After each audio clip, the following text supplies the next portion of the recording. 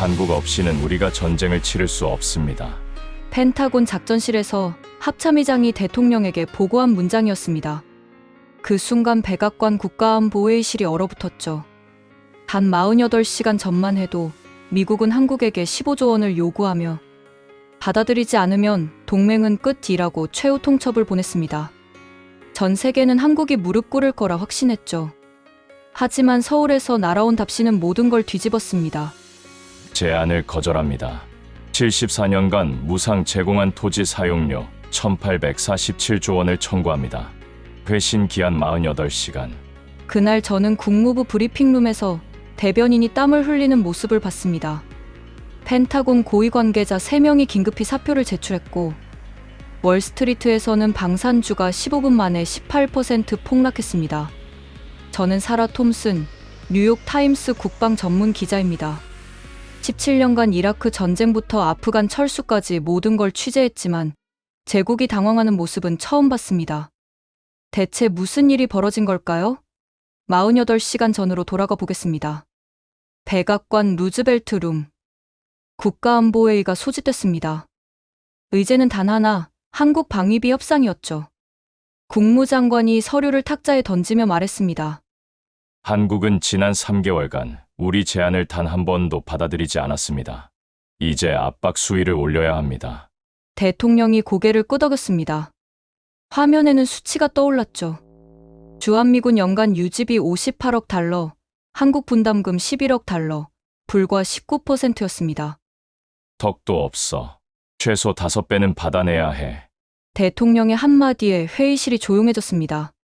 그리고 결정이 내려졌죠. 15조 원, 52시간 시한, 거부시 주한미군 1차 감축 발표. 저는 그 회의록을 3일 뒤에 입수했습니다. 거기에는 이런 메모가 적혀 있었죠. 한국은 선택의 여지가 없다. 북한과 중국 앞에서 미군 없이 버틸 수 없다. 오만함이었습니다. 철저한 오판이었죠. 하지만 그때는 아무도 몰랐습니다. 한국이 무엇을 준비하고 있는지를요. 52시간 뒤 서울에서 팩스 한 장이 워싱턴에 도착했습니다. 국무부 아시아 담당 차관보가 그걸 읽고 얼굴이 새하얗게 질렸죠. 그는 곧바로 국무장관에게 전화를 걸었습니다. 장관님, 한국이 우리 제안을 거부했습니다. 그리고 역청구서를 보냈습니다. 뭐라고? 역청구?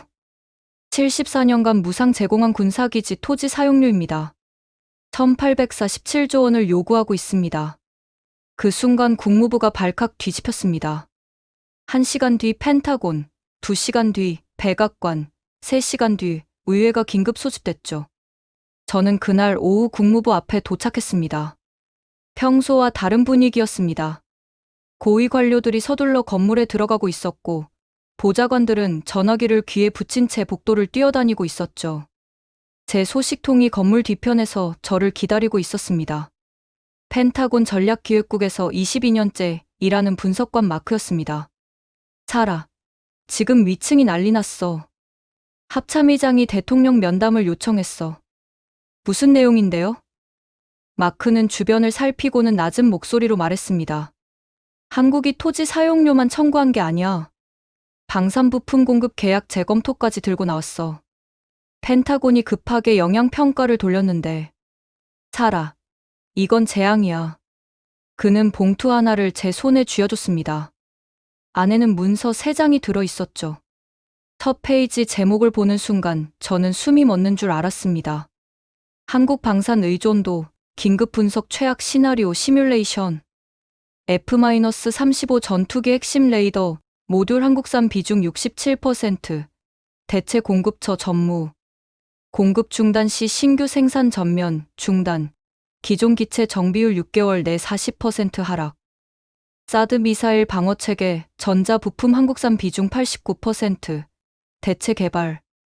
소요 기간 최소 4년, 예산 280억 달러. 이지스 구축함 전투체계 업그레이드 한국 기술 의존도 73%, 차세대 시스템 개발 한국 협력 없이 불가능. 저는 그 문서를 읽으며 손이 떨렸습니다. 지난 20년간 미국은 한국을 보호받는 나라로만 봤습니다. 하지만 진실은 정반대였죠.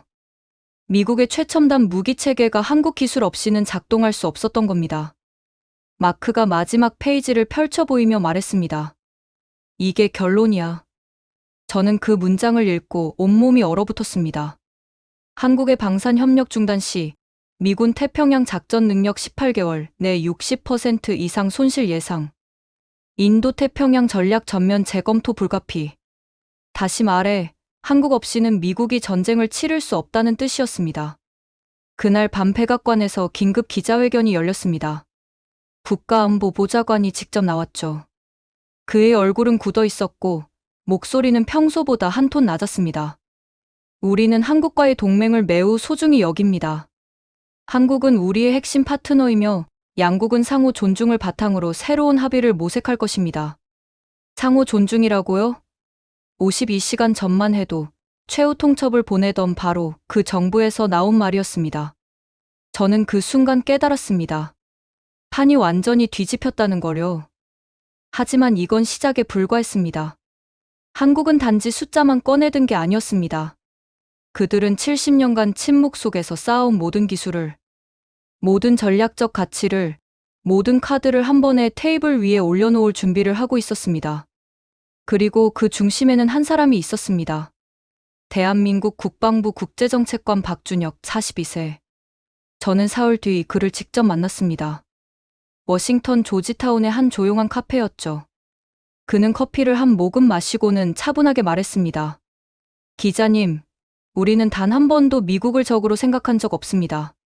하지만 동맹이란 한쪽이 시혜를 베푸는 게 아닙니다. 서로가 필요하기 때문에 존재하는 겁니다. 그 균형이 무너지면 우리는 바로잡을 의무가 있습니다. 그리고 그는 마지막으로 이렇게 덧붙였습니다. 신뢰는 강요로 만들어지지 않습니다. 존중에서 시작됩니다.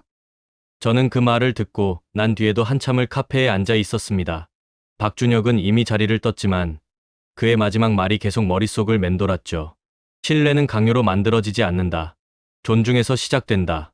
저는 17년간 국방부를 취재하며 수많은 외교관과 군 장성들을 만났습니다. 하지만 저렇게 담담하면서도 단호한 사람은 처음이었죠. 다음 날 아침, 저는 백악관 브리핑에 참석했습니다.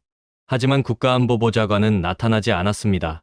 대신 부보좌관이 나왔고 그는 준비된 성명서만 읽고 질문도 받지 않은 채 사라졌죠. 뭔가 큰 일이 벌어지고 있다는 걸 직감할 수 있었습니다. 제 휴대폰이 울렸습니다. 마크였습니다. 사라, 지금 당장 펜타곤 A링 주차장으로 와.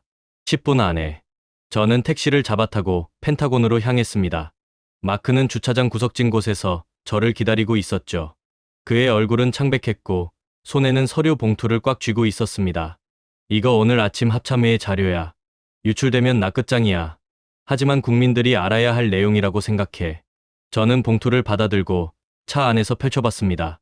표지에는 붉은 글씨로 극비가 찍혀 있었죠. 제목은 이랬습니다.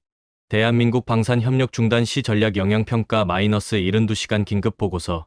첫 페이지를 넘기는 순간 저는 숨이 멎는 줄 알았습니다. 거기에는 미국이 얼마나 한국에 의존하고 있는지가 적나라하게 드러나 있었으니까요. 보고서는 3가지 시나리오로 나뉘어 있었습니다. 시나리오 A, 한국의 방산부품 공급 완전 중단. 시나리오 B, 한국 내 미군 기지 사용 제한. 시나리오 C, 한국의 기술 협력 중단. 그리고 각 시나리오마다 예상되는 파급 효과가 상세하게 분석돼 있었죠. 먼저 시나리오 A였습니다. 한국이 방산부품 공급을 중단할 경우 첫 번째 타격을 받는 건 F-35 전투기였습니다. 보고서에 따르면 F-35의 핵심 부품 중 67%가 한국산이었습니다.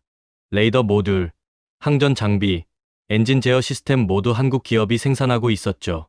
더 충격적인 건 대체 공급처가 없다는 사실이었습니다. 보고서에는 이렇게 적혀 있었죠. 한국 기업들의 정밀 가공 기술은 현재 세계 최고 수준이며 특히 반도체 기반 레이더 모듈 분야에서는 독점적 지위를 차지하고 있음. 대체 공급처 개발에는 최소 3년 이상 소요되며 예산은 최소 180억 달러 이상 필요할 것으로 추정됨. 3년과 180억 달러. 그 기간 동안 F-35 신규 생산은 전면 중단되고 기존 기체들의 정비율은 6개월 내 40%까지 하락할 거라고 했습니다. 태평양에 배치된 F-35 전력의 절반 이상이 경납고에 처박힐 수밖에 없다는 뜻이었죠. 다음은 사드 미사일 방어체계였습니다. 한국산 부품 비중이 무려 89%였습니다. 저는 눈을 의심했습니다. 사드는 미국이 한국에 배치한 최첨단 방어 무기인데 그 핵심 부품의 대부분이 한국산이라니요. 보고서는 이렇게 설명하고 있었습니다. 사드 시스템의 고출력 레이더와 전자전 장비는 한국 기업이 독점 생산 중. 특히 X밴드 레이더 핵심 모듈은 한국의 특정 기업만이 보유한 기술로 미국 내 대체 생산 기반 전무. 공급 중단 시 현재 배치된 사드 시스템 전체의 작전 능력 6개월 내 상실 불가피. 저는 그 문장을 읽고 또 읽었습니다. 미국이 한국에 배치한 사드가 한국 기술 없이는 작동할 수 없다는 게 아이러니했습니다. 누가 누구를 보호하고 있는 건지 헷갈릴 지경이었죠. 이지스 구축함도 마찬가지였습니다. 차세대 이지스 전투체계 개발은 한국과의 공동 프로젝트로 진행 중이었고 한국의 기술 협력 없이는 업그레이드 자체가 불가능했습니다. 보고서에는 이렇게 적혀 있었죠. 한국 해군과의 기술 협력 중단 시 이지스 BMD 5.1 시스템 개발 전면 중단. 현재 건조 중인 DDG-51 플라이트, III 구축함 세척의 전투체계 통합 작업 6개월 이상 지연 불가피. 추가 예산 소요 최소 47억 달러. 그리고 보고서 마지막 페이지에는 종합 결론이 적혀 있었습니다. 저는 그 문장을 읽고 온몸에 전율이 흘렀습니다. 결론 대한민국과의 방산 협력 중단 시 미군의 인도태평양 작전 능력은 18개월 내 60% 이상 손실될 것으로 예상됨. 특히 중국 및 북한과의 유사시 대응 능력이 심각하게 저하될 것이며 이는 미국의 동아시아 전략 전반에 치명적 영향을 미칠 것으로 판단됨. 따라서 한국과의 협상에서 최대한의 유연성을 발휘할 것을 건의함. 최대한의 유연성. 다시 말해 한국이 요구하는 대로 들어주라는 뜻이었습니다. 저는 차 밖으로 나와 마크를 쳐다봤습니다. 이게 정말입니까? 미국이 이 정도로 한국에 의존하고 있었다고요? 마크는 고개를 끄덕였습니다. 지난 20년간 우리는 한국을 보호받는 나라로만 봤어. 하지만 한국은 그 시간 동안 조용히 우리 무기체계 깊숙이 들어왔어. 이제 한국 없이는 우리가 전쟁을 치를 수 없어. 그는 잠시 망설이다가 덧붙였습니다. 그리고 살아. 이건 방산만이 아니야. 반도체도 마찬가지야. 삼성과 SK 없이는 미국 군사용 반도체 생산 자체가 불가능해. 더 무서운 건 한국이 이 모든 걸 알고 있다는 거야. 저는 그날 오후 내내 보고서를 분석했습니다. 그리고 깨달았죠. 지난 3개월간 미국이 한국을 압박할 때 한국은 조용히 모든 카드를 준비하고 있었다는 거요. 그들은 단지 참고 기다린 게 아니었습니다. 정확한 타이밍을 기다리고 있었던 겁니다. 그리고 그 타이밍이 바로 지금이었습니다. 미국이 가장 오만하게 굴 때 한국은 가장 냉정하게 반격했습니다. 다음 날 워싱턴 포스트가 일면 톱기사를 터뜨렸습니다. 한국, 미국의 역청구서, 1847조 원 토지 사용료 요구. 기사는 순식간에 전 세계로 퍼져나갔습니다. CNN, BBC, 알자지라, 심지어 중국 관영 매체까지 이 뉴스를 대서특필했죠. 하지만 진짜 폭탄은 그 다음에 터졌습니다. 로이터 통신이 펜타곤 내부 문서를 입수해 보도한 겁니다. 미국 첨단 무기, 한국 부품 없이 작동 불가. 제목만으로도 충격적이었지만 기사 내용은 더 충격적이었습니다. F-35 부품 67% 한국산, 사드 부품 89% 한국산, 이지스 시스템 한국 기술 의존도 73%. 숫자들이 쏟아져 나왔습니다. 전 세계가 경악했죠. 미국이 한국 없이는 전쟁을 치를 수 없다는 사실이 만천하에 드러난 겁니다. 그날 오후 백악관에서 긴급 기자회견이 열렸습니다. 국무장관이 직접 나왔습니다. 그의 얼굴은 굳어 있었고 목소리는 떨리고 있었죠. 우리는 한국이 우리의 가장 중요한 동맹국임을 다시 한번 강조합니다. 현재 양국 간 건설적인 대화가 진행 중이며 곧 상호 만족할 만한 합의에 도달할 것으로 기대합니다. 건설적인 대화라고요? 불과 일주일 전만 해도 최후 통첩을 보내던 바로 그 정부에서 나온 말이었습니다. 저는 손을 들어 질문했습니다. 장관님, 한국이 요구한 1847조 원에 대해 미국 정부의 입장은 무엇입니까? 국무장관은 잠시 망설이다가 대답했습니다. 우리는 한국 측의 제안을 진지하게 검토하고 있습니다. 동맹 관계는 단순히 숫자로 계산될 수 없는 소중한 가치입니다. 단순히 숫자로 계산될 수 없다고요? 하지만 불과 며칠 전까지 미국은 한국에게 정확히 15조 원이라는 숫자를 들이밀지 않았습니까? 저는 그 순간 깨달았습니다. 판이 완전히 뒤집혔다는 거요. 그날 밤 저는 기사를 썼습니다. 제목은 제국의 오만, 기술의 역습이었습니다. 기사에서 저는 이렇게 썼죠. 미국은 지난 70년간 한국을 보호받는 나라로 여겼다. 하지만 한국은 그 시간 동안 조용히 미국 군사력의 심장부에 자리 잡았다. 이제 미국은 깨달았다. 한국 없이는 전쟁을 치를 수 없다는 사실을. 이것이 21세기 동맹의 새로운 현실이다. 기사는 다음 날 일면에 실렸습니다. 그리고 전 세계가 주목하기 시작했죠. 한국이 어떻게 미국을 상대로 이런 반전을 만들어냈는지를요. 하지만 저는 알고 있었습니다. 이건 시작에 불과하다는 거요. 한국은 아직 모든 카드를 공개하지 않았습니다. 그들에게는 더 큰 계획이 있었죠. 그리고 그 계획의 중심에는 박준혁이 있었습니다. 저는 그를 다시 만나야 했습니다. 이번엔 그가 무엇을 준비하고 있는지 직접 물어볼 작정이었죠. 사흘 뒤, 저는 박준혁으로부터 다시 연락을 받았습니다. 이번에는 장소가 달랐죠. 워싱턴 DC 외곽의 한 작은 도서관이었습니다. 그곳에서 그를 만났을 때 그는 두꺼운 서류 가방을 들고 있었습니다. 기자님, 오늘은 좀 더 구체적인 이야기를 나눠볼까 합니다. 그는 테이블에 서류 몇 장을 펼쳐놓았습니다. 저는 그 서류들을 보는 순간 숨이 멎었죠. 거기에는 한국이 지난 74년간 미군 기지에 제공한 토지의 상세한 목록이 적혀 있었습니다. 용산기지 2.43제곱킬로미터, 평택기지 14.68제곱킬로미터, 오산 공군기지 4.77제곱킬로미터. 숫자들이 끝없이 이어졌습니다. 그리고 각 기지마다 현재 시가총액이 계산돼 있었죠. 박준혁이 조용히 설명했습니다. 용산기지가 위치한 곳의 현재 평당 가격은 약 5천만 원입니다. 14.68제곱킬로미터인 평택은 평당 2천만 원이고요. 이걸 74년치로 환산하면 1847조 원이 나옵니다. 그것도 이자 없이 보수적으로 계산한 겁니다. 저는 그 숫자를 보며 어지러움을 느꼈습니다. 1847조 원. 한국의 1년 GDP에 맞먹는 금액이었죠. 하지만 박준혁은 거기서 멈추지 않았습니다. 그는 다음 서류를 펼쳐 보였습니다. 이건 토지 사용료만입니다. 여기에 기회비용을 더하면 이야기가 달라집니다. 기회비용이라고요? 네. 만약 그 땅을 미군 기지가 아니라 다른 용도로 개발했다면 얼마의 경제적 가치를 창출했을까요? 용산기지 부지는 서울 중심부입니다. 그곳에 상업지구나 주거단지를 건설했다면 지난 74년간 최소 3,200조 원 이상의 경제 효과가 있었을 겁니다. 3,200조 원. 저는 더 이상 말을 잇지 못했습니다. 박준혁이 계속 말했습니다. 하지만 우리는 그 돈을 요구하지 않습니다. 우리가 원하는 건 단 하나입니다. 존중입니다. 그는 마지막 서류를 꺼냈습니다. 거기에는 지난 3개월간 미국이 한국에 보낸 공문들이 정리돼 있었죠. 보십시오. 이게 미국이 동맹국을 대하는 방식입니다. 첫 번째 문서는 8월 15일자 국무부 공문이었습니다. 한국은 안보 무임승차를 중단하고 책임 있는 분담금을 지불해야 한다. 두 번째는 9월 3일자 국방부 서한이었습니다. 방위비 5배 인상은 합리적 요구이며 한국이 이를 거부할 경우 주한미군 감축을 검토할 것이다. 세 번째는 9월 28일자 백악관 각서였습니다. 한국이 52시간 내 15조 원 지불에 합의하지 않으면 동맹관계 전면 재검토를 시작한다. 박준혁이 조용히 말했습니다. 이게 70년 동맹에 대한 예의입니까? 우리는 6.25 전쟁 때 미군과 함께 싸웠습니다.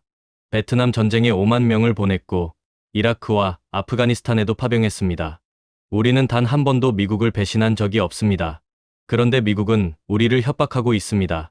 그의 목소리는 여전히 차분했지만 거기엔 깊은 상처가 배어 있었습니다. 저는 그날 밤 호텔 방으로 돌아와 생각에 잠겼습니다. 지난 3개월간 저는 미국 정부의 입장만 들어왔습니다.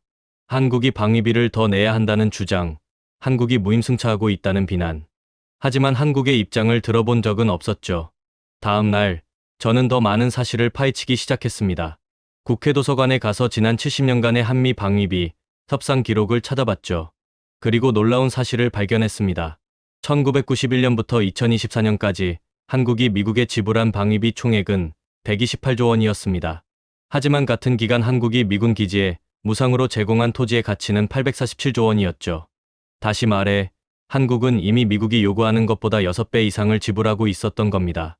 게다가 한국군은 미군과의 연합작전을 위해 매년 막대한 비용을 부담하고 있었습니다.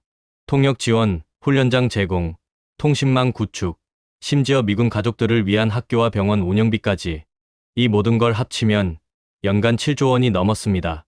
하지만 미국은 이걸 방위비로 계산하지 않았습니다. 오직 직접 지불하는 현금만 계산했죠. 이건 명백히 불공정한 회계였습니다. 저는 그날 오후 펜타곤의 또 다른 소식통을 만났습니다.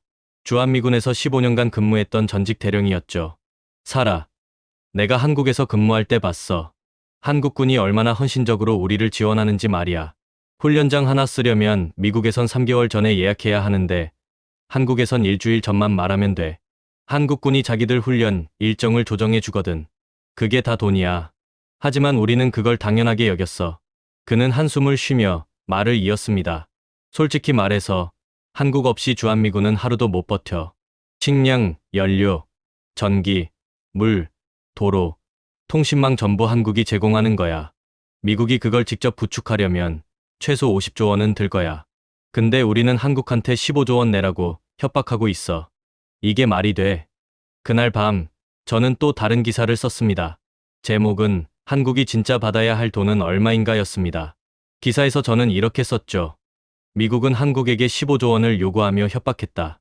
하지만 한국이 지난 74년간 미국에 제공한 가치는 최소 2천조 원이 넘는다. 토지, 시설, 지원, 기회비용 모두 합치면 이 숫자는 5천조 원을 넘어선다. 누가 누구에게 빚을 진 것인가? 기사는 다음날 일면에 실렸고 전 세계가 충격에 빠졌습니다. CNN은 긴급 토론회를 열었고 BBC는 특집 다큐멘터리를 제작하기 시작했습니다. 소셜미디어에서는 샵호우스홈 누가 누구에게 빚졌나 해시태그가 전 세계 트렌드 1위에 올랐죠. 그리고 그날 오후 백악관에서 긴급 성명이 발표됐습니다. 대통령이 직접 나왔습니다. 저는 TV를 통해 그 장면을 지켜봤죠. 대통령의 얼굴은 굳어 있었습니다.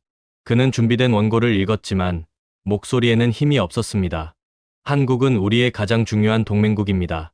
우리는 지난 70년간 함께 자유와 평화를 지켜왔습니다. 현재 진행 중인 방위비 협상은 양국의 상호 이익을 위한 것이며 우리는 한국 정부와 건설적인 대화를 계속해 나갈 것입니다. 건설적인 대화. 하지만 불과 일주일 전까지 미국은 한국에게 최후 통첩을 보냈습니다. 저는 그 순간 깨달았습니다. 미국이 후퇴하고 있다는 거요. 하지만 한국은 거기서 멈추지 않았습니다. 다음 날 서울에서 폭탄 발표가 나왔습니다. 한국 국방부 장관이 직접 나와 기자회견을 열었죠. 대한민국은 미국과의 동맹을 소중히 여깁니다. 하지만 동맹은 일방적인 관계가 아닙니다. 따라서 우리는 다음과 같이 제안합니다. 첫째, 향후 방위비 협상은 한국이 제공하는 모든 가치를 포함해야 합니다. 토지, 시설, 지원, 기회비용 모두 포함해서 말입니다. 둘째, 한미방산 협력 조건을 재검토합니다. 기술 이전과 이익 배분이 공정하게 이루어져야 합니다. 셋째, 주한미군 기지 부지 사용에 대한 정당한 대가를 협의합니다. 그리고 장관은 마지막으로 이렇게 말했습니다. 우리는 미국을 존중합니다. 하지만 우리 자신도 존중받기를 원합니다. 이것이 진정한 동맹의 시작입니다. 그날 밤, 워싱턴은 완전히 패닉에 빠졌습니다. 국무부, 국방부, 백악관이 동시에 긴급 회의를 소집했죠. 저는 국무부 앞에서 고위 관료들이 급하게 건물로 들어가는 모습을 봤습니다. 제 휴대폰이 울렸습니다. 마크였습니다. 사라. 큰일 났어. 합참의장이 대통령한테 직접 보고 올라갔어. 무슨 내용인데요? 한국의 요구를 받아들이라고. 아니면 태평양 전략 전체를 포기해야 한다고. 저는 전화를 끊고 멍하니 서 있었습니다. 일주일 전만 해도 미국은 한국에게 최후 통첩을 보냈습니다. 하지만 이제 상황이 완전히 뒤집혔죠. 한국이 미국에게 조건을 제시하고 있었고 미국은 그걸 받아들일 수밖에 없었습니다. 제국이 처음으로 무릎 꿇는 순간이었습니다. 하지만 이건 끝이 아니었습니다. 한국은 아직 최후의 카드를 꺼내지 않았으니까요. 이틀 뒤 저는 박준혁으로부터 다시 연락을 받았습니다. 이번에는 그가 직접 제 호텔로 찾아왔죠. 그의 표정은 평소보다 더 진지했습니다. 기자님, 오늘 밤 10시에 서울에서 중요한 발표가 있을 겁니다. 꼭 보셨으면 합니다. 그날 밤 10시 저는 CNN 생중계를 틀었습니다. 서울 용산 국방부 청사였습니다. 한국 국방부 장관이 단상에 올랐고 그 옆에는 삼성전자, SK하이닉스, 한화, 현대로템, LI진엑스원 CEO들이 나란히 서 있었습니다. 한국방산 및 기술기업 연합 성명을 발표하겠습니다. 장관의 첫 마디에 전 세계가 주목했습니다. 저 역시 숨을 죽이고 화면을 응시했죠. 대한민국은 지난 30년간 미국과 긴밀한 방산 협력을 해왔습니다. 우리는 미국 무기체계의 핵심 부품을 공급해왔고 최첨단 기술을 공동 개발해왔습니다. 하지만 이제 우리는 새로운 방향을 모색해야 할 때라고 판단합니다. 새로운 방향? 저는 화면에서 눈을 떼지 못했습니다. 따라서 오늘부터 다음과 같은 조치를 시행합니다. 첫째, 미국과의 모든 방산 계약을 전면 재검토합니다. 기술 이전, 이익 배분, 지적재산권 조건이 공정하지 않은 계약은 재협상을 요구합니다. 둘째, 한국 독자 무기체계 개발을 가속화합니다. 현재 미국과 공동 개발 중인 프로젝트 중 일부는 한국 단독 개발로 전환합니다. 셋째, 제3국과의 방산 협력을 확대합니다. 유럽, 중동, 동남아시아 국가들과 새로운 파트너십을 구축합니다. 그리고 장관은 마지막 폭탄을 터뜨렸습니다. 넷째, 미국에 공급 중인 핵심 방산 부품에 대해 공정한 가격 재산정을 요구합니다. 현재 우리는 원가 이하로 부품을 공급하고 있습니다. 이는 더 이상 지속 가능하지 않습니다. 30일 이내에 미국 측과 합의가 이루어지지 않으면 공급 가격을 시장 가격으로 조정하겠습니다. CNN 앵커가 흥분된 목소리로 말했습니다.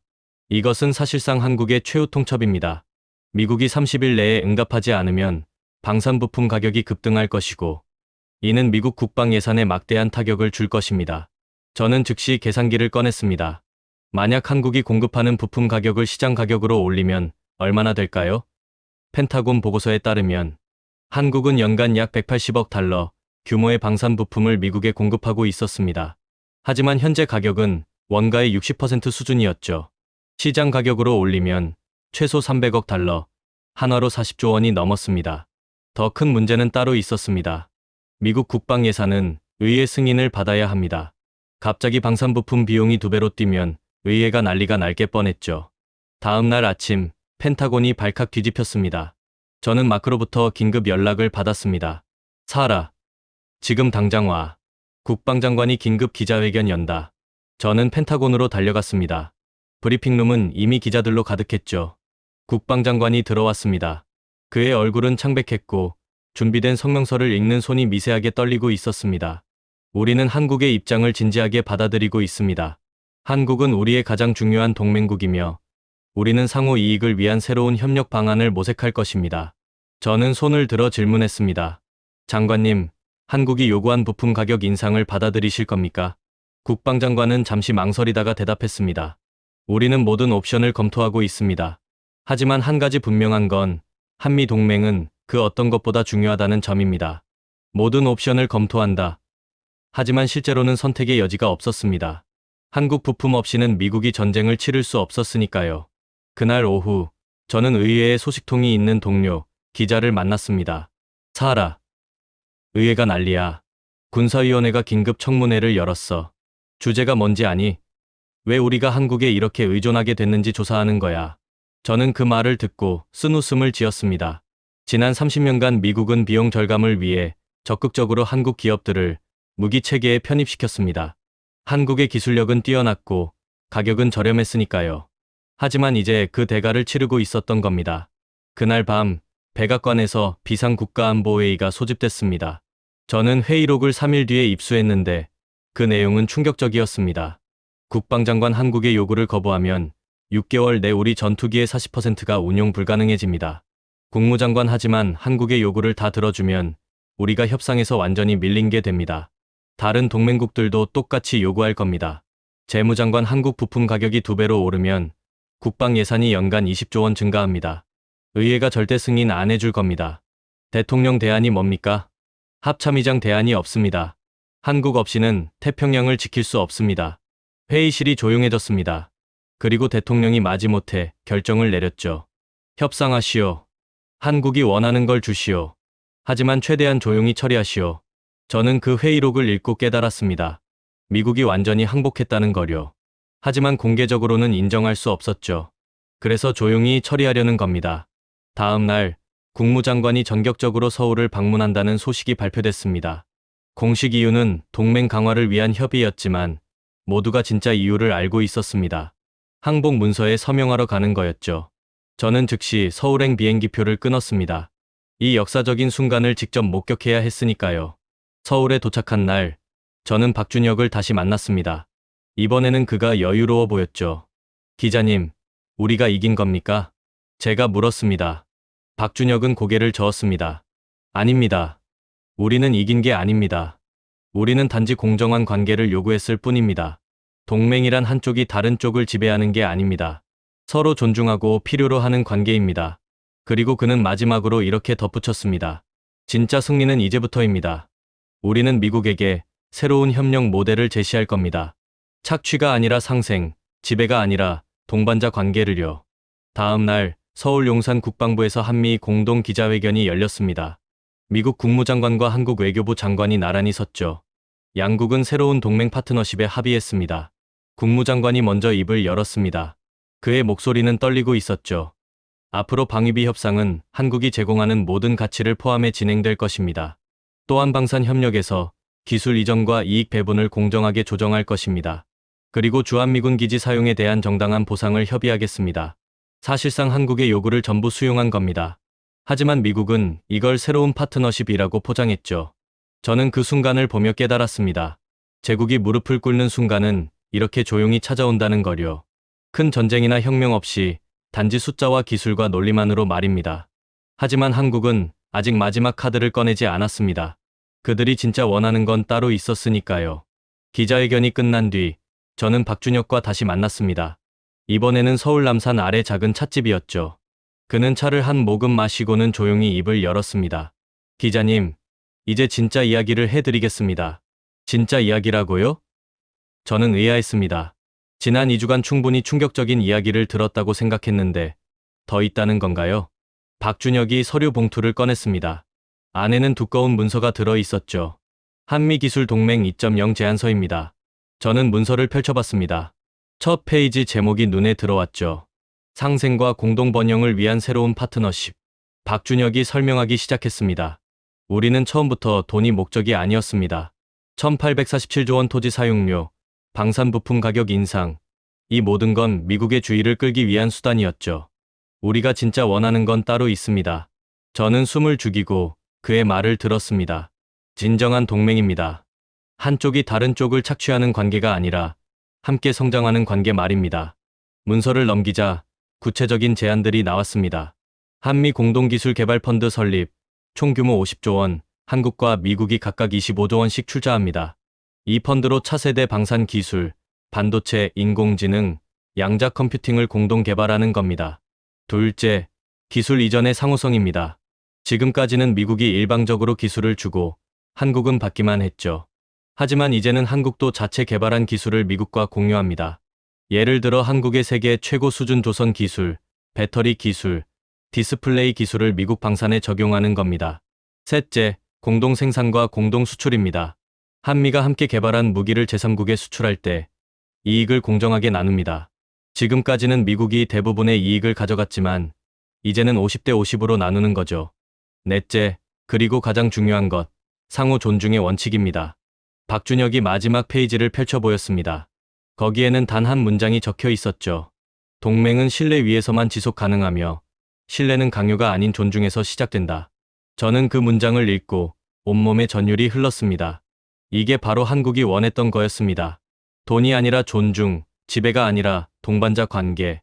박준혁이 조용히 말했습니다. 우리는 지난 3개월간 미국의 압박을 참으며 이 제안서를 준비했습니다. 미국이 가장 오만할 때 우리는 가장 차분하게 대안을 만들고 있었던 거죠. 그리고 타이밍을 기다렸습니다. 미국이 우리 없이는 안 된다는 걸 깨닫는 순간을요. 그때가 바로 지금이었습니까? 네. 미국은 이제 선택해야 합니다. 우리를 계속 착취하려다 잃을 것인가, 아니면 진정한 파트너로 인정하고 함께 성장할 것인가. 다음 날, 한국 정부가 공식적으로 한미 기술 동맹 2.0 제안서를 미국에 전달했습니다. 저는 그 소식을 듣고 즉시 워싱턴으로 돌아왔죠. 백악관의 반응은 예상 밖이었습니다. 국가안보보좌관이 직접 브리핑에 나왔고 그의 표정은 밝았습니다. 우리는 한국의 제안을 환영합니다. 이것은 한미 동맹을 한 단계 업그레이드하는 획기적인 제안입니다. 환영한다고요? 저는 귀를 의심했습니다. 불과 2주 전만 해도 한국을 협박하던 그 정부에서 나온 말이었습니다. 하지만 곧 이유를 알게 됐습니다. 백악관은 한국의 제안서를 검토한 뒤 깨달았던 겁니다. 이게 미국에게도 이익이 된다는 거요. 제 소식통 마크가 설명해 줬습니다. 사라. 백악관이 계산해봤어. 한국이 요구한 대로 토지 사용료 주고 방산 부품 가격 올려주고 하면 연간 최소 30조 원이 들어. 하지만 한국 제안대로 공동기술 개발하면 25조 원만 투자하면 돼. 게다가 한국 기술까지 얻을 수 있고 경제적으로 봐도 한국 제안이 더 이득이야. 더 중요한 건 정치적 효과였습니다. 미국이 한국의 요구를 일방적으로 수용하면 패배로 보이지만 새로운 협력 모델을 함께 만들면 업그레이드로 포장할 수 있었죠. 일주일 뒤 워싱턴에서 역사적인 조인식이 열렸습니다. 한국 대통령과 미국 대통령이 백악관 이스트룸에서 만났죠. 전 세계 언론이 지켜보는 가운데 양국 정상이 서명했습니다. 한미기술동맹 2.0 협정. 협정의 주요 내용은 이랬습니다. 첫째, 50조 원 규모의 공동기술개발펀드 설립. 둘째, 방산기술의 상호 이전. 셋째, 공동개발 무기의 이익 공정 배분. 넷째, 주한미군 기지 부지에 대한 정당한 보상. 연간 3조 원씩 30년간 지급. 다섯째, 방위비 협상 공식 개정. 한국이 제공하는 모든 가치 포함. 미국 대통령이 서명 후 연설했습니다. 오늘 우리는 새로운 역사를 씁니다. 한미 동맹은 더 이상 일방적인 보호 관계가 아닙니다. 우리는 동등한 파트너로서 함께 미래를 만들어갈 것입니다. 동등한 파트너. 불과 한 달 전만 해도 미국은 한국을 안보 무임승차국이라고 비난했습니다. 하지만 이제는 동등한 파트너라고 인정했죠. 한국 대통령도 연설했습니다. 우리는 단 한 번도 미국을 적으로 여긴 적 없습니다. 우리는 단지 존중받기를 원했을 뿐입니다. 오늘 우리는 증명했습니다. 진정한 힘은 군사력이나 경제력만이 아니라 기술과 신뢰에서 나온다는 것을요. 그리고 대통령은 마지막으로 이렇게 말했습니다. 동맹은 강요로 만들어지지 않습니다. 존중에서 시작됩니다. 바로 박준혁이 제게 했던 그 말이었습니다. 저는 그 순간 깨달았죠. 이 한 문장이 지난 한 달간의 모든 것을 관통하는 철학이었다는 걸요. 조인식이 끝난 뒤 저는 박준혁을 다시 만났습니다. 이번에는 그가 워싱턴에 와 있었죠. 축하합니다. 당신이 이겼습니다. 제가 말했습니다. 하지만 박준혁은 고개를 저었습니다. 아닙니다. 우리 모두가 이긴 겁니다. 미국도 이제 더 나은 동맹을 얻었습니다. 착취당하는 위성국이 아니라 함께 성장할 파트너를 말이죠. 그리고 그는 창밖을 바라보며 조용히 말했습니다. 진짜 강한 나라는 남을 지배하는 나라가 아닙니다. 남이 없으면 안 되는 나라입니다. 한국은 지난 30년간 조용히 그런 나라가 됐습니다. 그리고 이제 세계가 알게 됐죠. 저는 그날 밤 마지막 기사를 썼습니다. 제목은 제국의 시대가 끝나고 파트너의 시대가 시작됐다였습니다. 기사의 마지막 문장은 이랬습니다. 한국은 미국에게 패배를 안긴 게 아니다. 더 나은 미래로 가는 길을 보여준 것이다.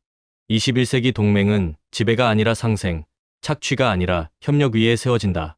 그리고 한국이 그 첫 번째 모델이 됐다. 기사는 다음 날 전 세계 일면을 장식했습니다. 그리고 저는 깨달았습니다.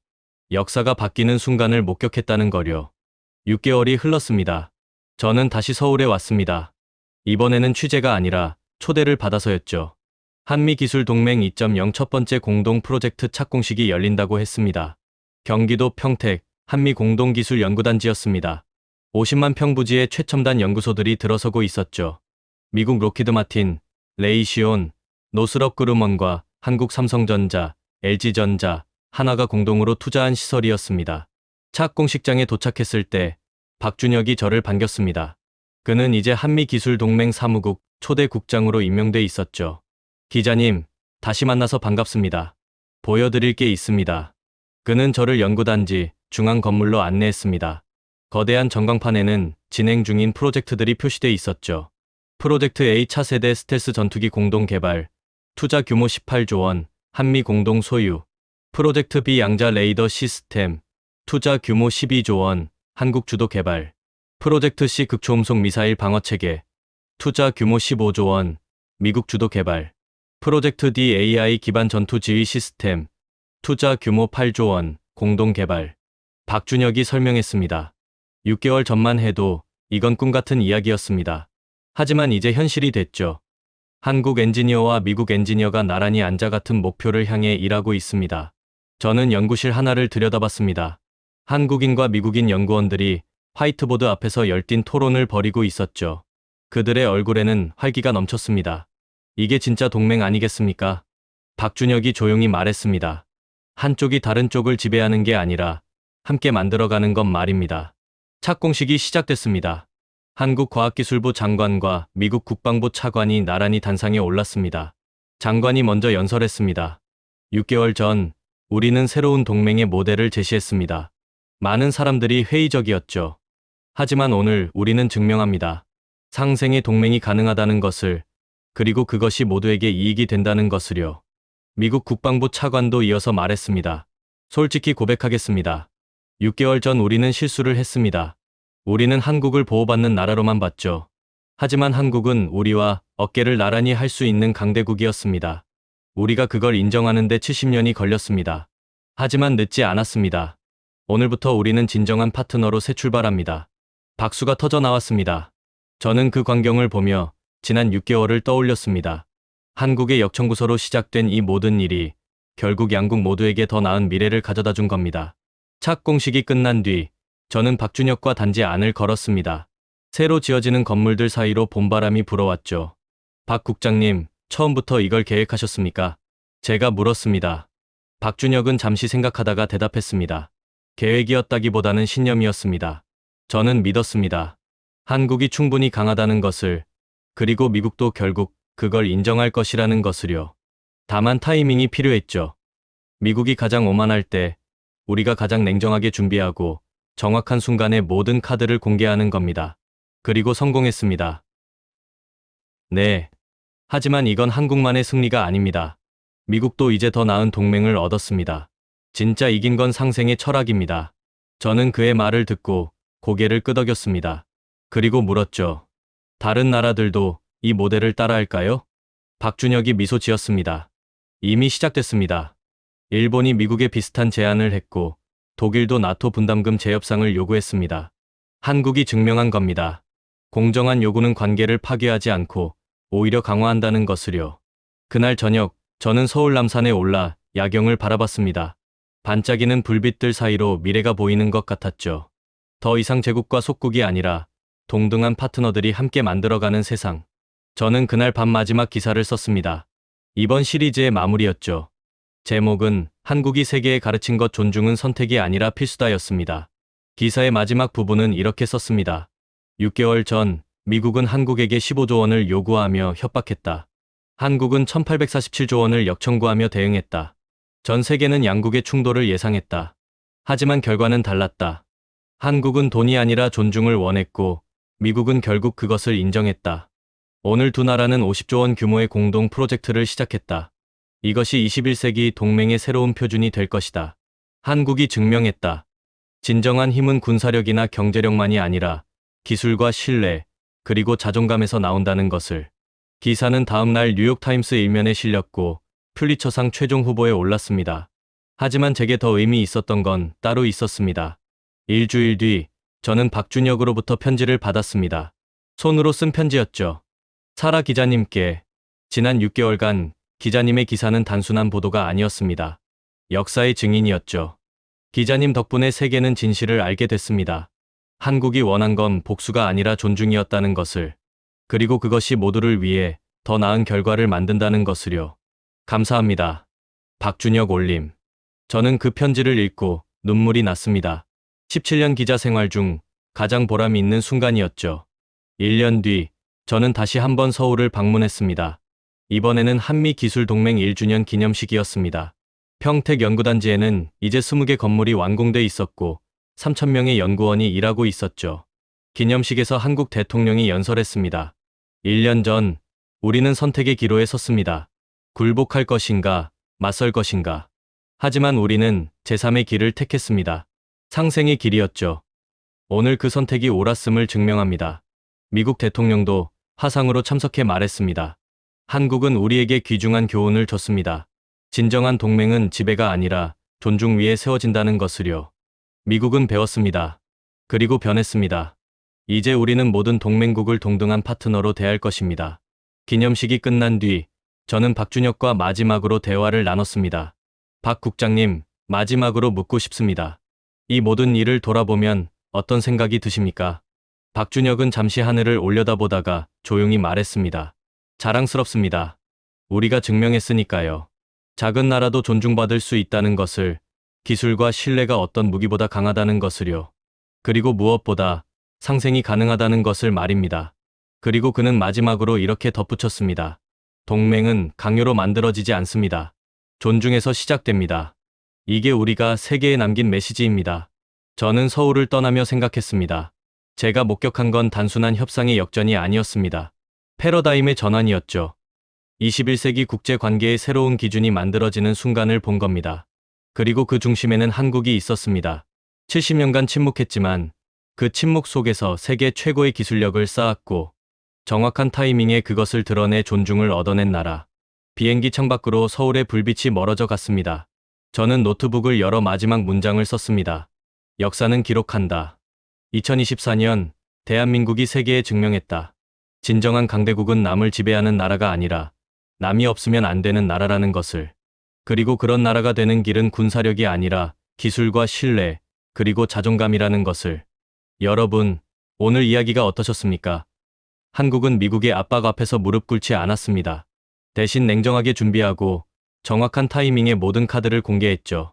그 결과는 양국 모두에게 더 나은 미래였습니다. 이 이야기가 주는 교훈은 명확합니다. 진정한 힘은 상대를 굴복시키는 게 아니라 없어서는 안 될 존재가 되는 것입니다. 그리고 한국은 지난 70년간 조용히 그런 나라가 됐습니다. 이 이야기가 감동이었다면 좋아요 버튼 꼭 눌러주시고요. 댓글로 여러분의 생각도 나눠주십시오. 구독과 알림 설정까지 해주시면 앞으로 더 많은 대한민국의 숨겨진 이야기들을 전해드리겠습니다. 다음에는 더욱 놀랍고 감동적인 이야기로 찾아뵙겠습니다. 시청해주셔서 감사합니다.